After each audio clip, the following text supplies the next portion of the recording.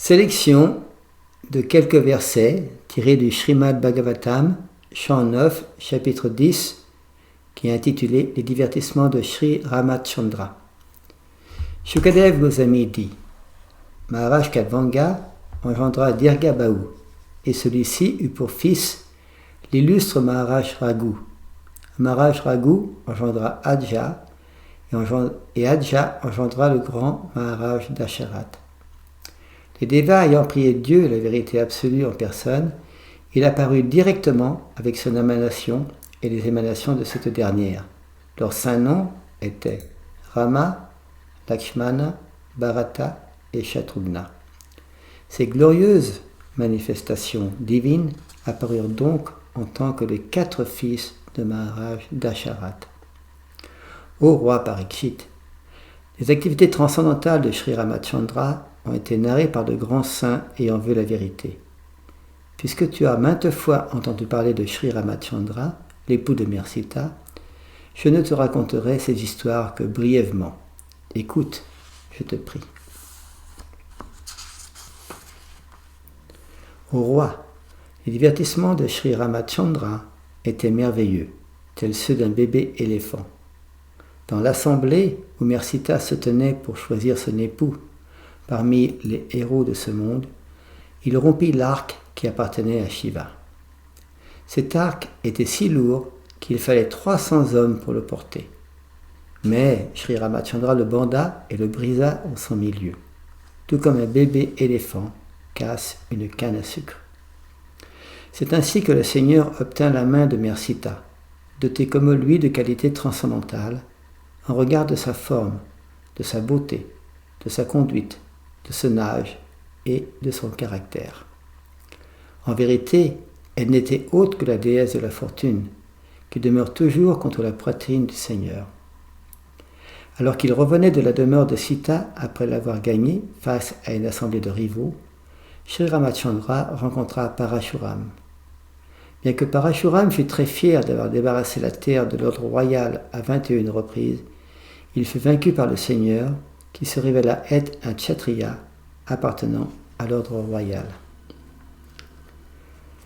Exécutant l'ordre de son père qui était lié par une promesse faite à sa femme, Sri Ramachandra abandonna son royaume, ses richesses, ses amis et bienfaiteurs, sa résidence et tout ce qu'il possédait.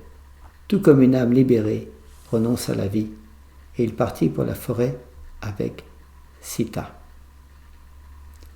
Ô roi Parikshit, lorsque Ravan, qui avait 10 têtes, entendu parler de la beauté et du charme de Sita, son mental fut agité de désirs sensuels et il entreprit de l'enlever. Pour éloigner Sri Ramachandra de son ashram, Ravan envoya Maricha sous la forme d'une biche dorée. Quand Sri Ramachandra vit cet animal merveilleux, il quitta sa demeure pour le poursuivre et le tua fidèlement d'une flèche acérée, tout comme Shiva tua Daksha. Tandis que Ramachandra s'en allait dans la forêt et que Lakshman était aussi absent, le plus vil des Rakshasas, Ravana, enleva Sita Devi, la fille du roi de Videha, tout comme un éléphant s'empare d'un mouton sans défense quand le berger n'est pas là. Sri Ramachandra parcourut alors la forêt avec son frère Lakshmana, comme s'il se trouvait dans un désarroi extrême du fait d'être séparé de son épouse. Il montra ainsi par son propre exemple la condition d'une personne attachée aux femmes. Sri Ramachandra, dont les pieds par les lotus sont adorés par Brahma et Shiva, était apparu sous la traîne d'un être humain. Il accomplit ainsi la cérémonie funèbre en l'honneur de Jatayu, qui avait été tué par Ravana. Ensuite, le Seigneur tua l'asura nommé Kabanda, et après s'être lié d'amitié avec les chefs des singes, après avoir tué Vali et établi un plan pour la délivrance de Mère Sita, il se rendit au bord de l'océan. Une fois arrivé sur la plage, Sri Ramachandra jeûna pendant 3 jours en attendant l'arrivée de l'océan personnifié.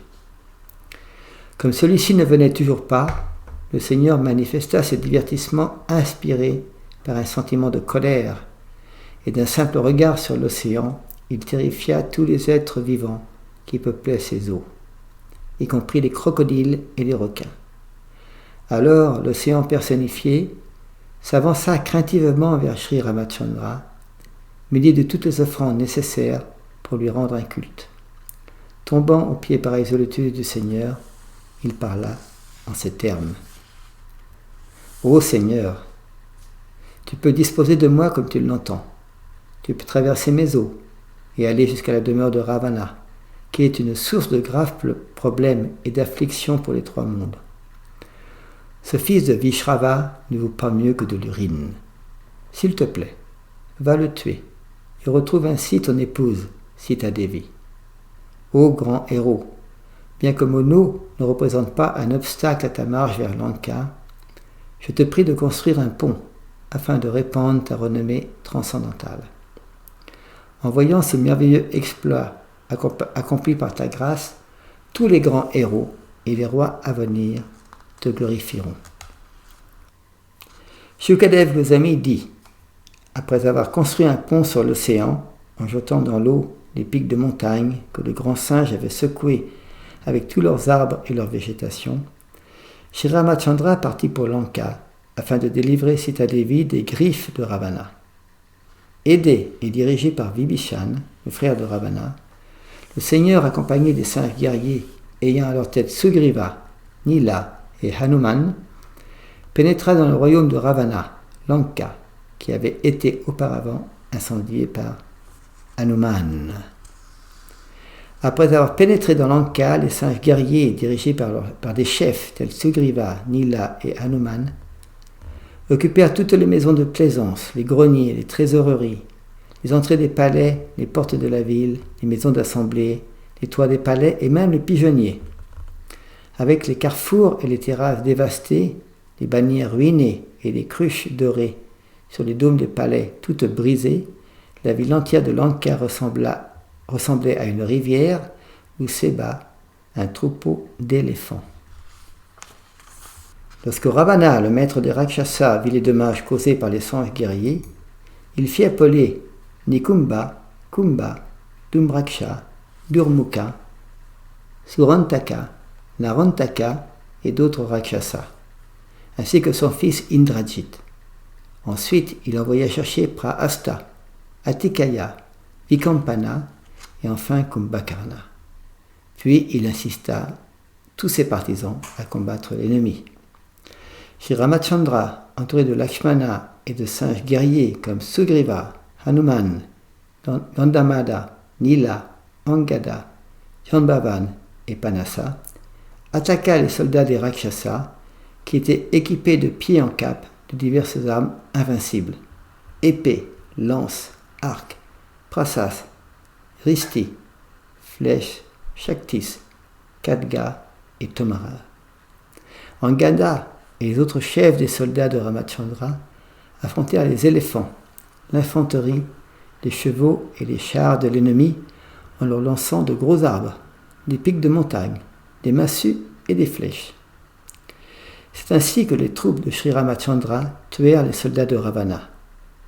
Celui-ci, ayant été condamné par la colère de Mère Sita, la fortune avait abandonné ses troupes. Lorsque Ravana s'aperçut que ses soldats étaient mis en déroute, il entra dans une colère extrême.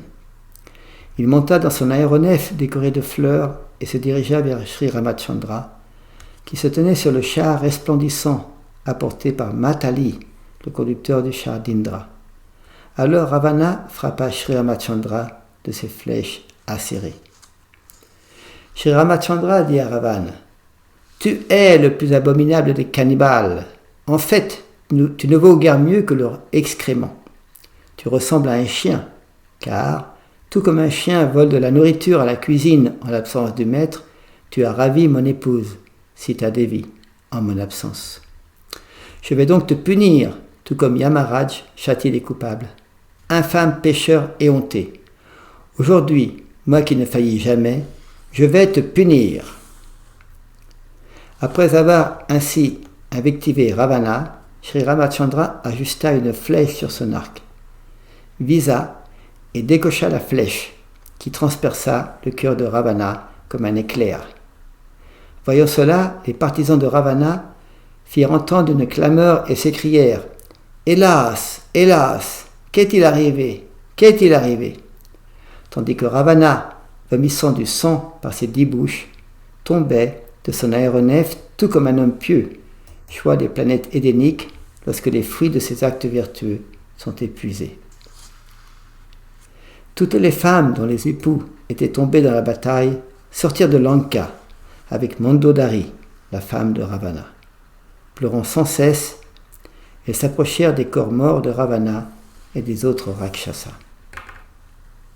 Sri Shukadev Goswami dit: le pieux Vibhisan, frère de Ravana et dévot de Sri Ramachandra, le roi de Koshala, reçut l'approbation de ce dernier. Alors il accomplit les cérémonies funèbres prescrites pour les membres de sa famille afin de les sauver du chemin de l'enfer. Ensuite, Sri Ramachandra trouva Sita Devi dans une petite chaumière sous l'arbre appelé Shimshapa, dans une forêt d'Ashoka. Affligée d'être séparée de lui, elle s'était laissée dépérir. En voyant son épouse dans cet état, Sri Ramachandra fut saisi de compassion lorsqu'il s'approcha d'elle. Elle fut transportée de bonheur à la vue de son bien-aimé, et sa bouche semblable au lotus exprimait toute sa joie. Après avoir investi Vibhishan du pouvoir de gouverner la population Rakshasa de Lanka pendant tout un kalpa, Sri Ramachandra, Dieu la personne suprême, Bhagavan, plaça Sita Devi dans une nacelle volante décorée de fleurs, puis la rejoignit. La période de sa vie en forêt étant terminée, le Seigneur retourna à Ayodhya, accompagné par Hanuman, Sugriva et son frère Lakshmana.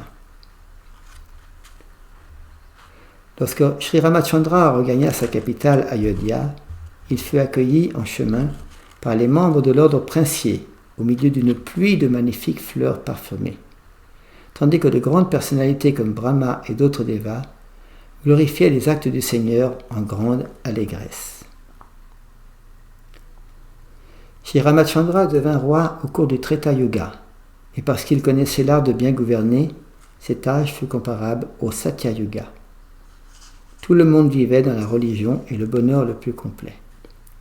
Ô Maharaj Parikshit, héros de la dynastie Bharat, pendant le règne de Sri Ramachandra, les forêts, les rivières, les collines et les montagnes, les pays, les 7 îles et les 7 mers prodiguèrent à tous les êtres vivants ce dont ils avaient besoin pour vivre.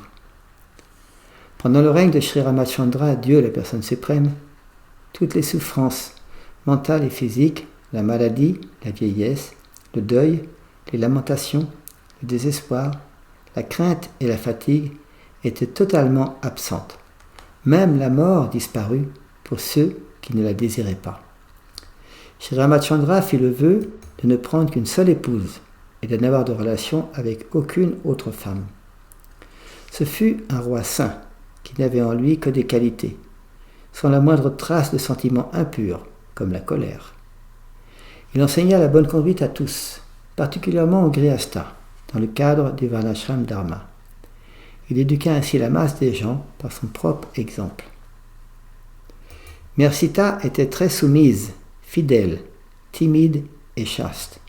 Elle comprenait toujours l'état d'âme de son époux. Grâce à son caractère, son amour et son service, elle conquit le cœur du Seigneur.